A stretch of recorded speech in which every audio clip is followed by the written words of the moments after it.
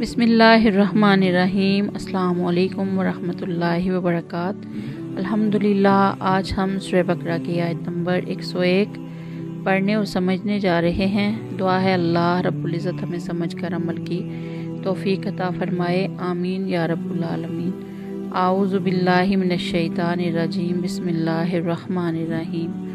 वलम्मा, और जब जाअहुम, आया उनके पास, रसूलुन, एक रसूल, मिन इंदिल्लाहि, अल्लाह की तरफ से, मुसद्दिकुल लिमा, तस्दीक करने वाला उसकी जो, माहुम, उनके पास है, नबज़ा, फेंक दिया, फरीकुन, एक ग्रोह ने, मिनल्लज़ीना, उन लोगों में से, ऊतुल किताबा, जिन्हें दी गई किताब, किताब अल्लाही, अल्लाह की किताब, वराअ ज़ुहूरिहिम, फेंक दिया उन्होंने उसे अपनी पीठ के पीछे, कान्नहुम, गोया कि वो, ला यालमून, उसे जानते ही नहीं।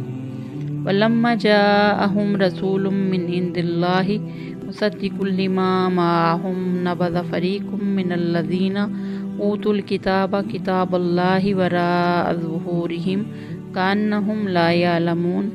जब कभी उनके पास अल्लाह का कोई रसूल उनकी किताब की तस्दीक करने वाला आया, उन अहले किताब के एक फ़िरका ने अल्लाह की किताब को इस तरह पीठ पीछे डाल दिया गोया कि वो उसे जानते ही ना थे।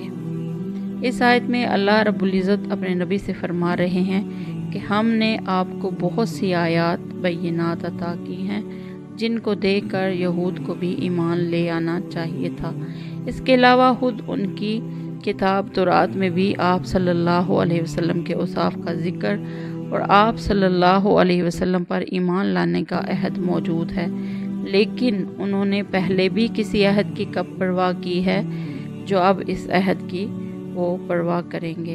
अहद शिकनी उनके ग्रोह की हमेशा आदत रही है, हत्ता कि अल्लाह रब्बुल इज़्ज़त की किताब को भी इसी तरह पसे पुश्त डाल दिया जैसे वो इसे जानते ही नहीं।